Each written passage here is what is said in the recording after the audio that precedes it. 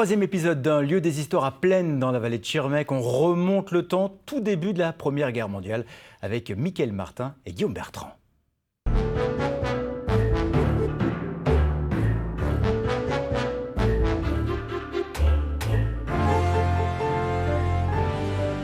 Nous poursuivons notre périple à Plaine avec l'histoire d'un drapeau, celui du 99e régiment d'infanterie de réservistes allemands. Il a constitué la toute première prise à l'ennemi lors de la Première Guerre mondiale. C'était en août 1914. On y va.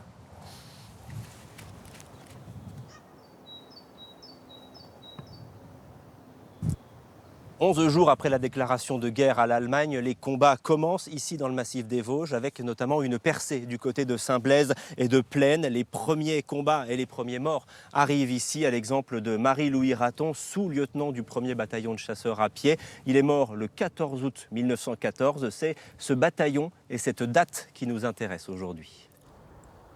À ce moment-là, les Allemands stationnent sur la butte de Diespar en surplomb. Les troupes françaises, elles, arrivent par la vallée de la Bruche et le col du Hans. Les bataillons de chasseurs sont sous le feu des mitrailleuses. Ce jour-là, les Français attaquent au canon de 75.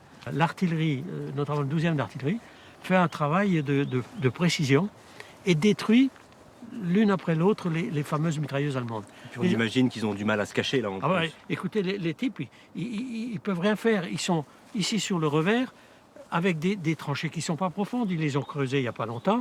Et puis c'est du caillou, c'est que du caillou. Donc ils sont vraiment mal, quoi. Et ils ne peuvent pas tenir. C'est impossible. À 17h, l'assaut final est donné. Dans les rangs allemands, c'est le sauf qui peut. Ils se retranchent à la ferme de Niargout, de l'autre côté de la butte, et abandonnent le drapeau de leur unité en le cachant dans un tas de fagots. On envoie le sergent Foulfoin avec 4 autres chasseurs du 1er bataillon. Ils arrivent ici, ils fouillent un peu, et puis très rapidement, ils trouvent le drapeau. Et ils prennent le drapeau, sans même trop se rendre compte du trophée, quoi. Et ils descendent ça, le drapeau enroulé dans son étui de cuir, ils le descendent à Saint-Blaise, et ils vont présenter ça au commandant Tabouy, qui est le chef de bataillon. Tabouy comprend tout de suite l'intérêt de ce drapeau. Il l'envoie à Paris, où il est présenté à la tribune des Invalides.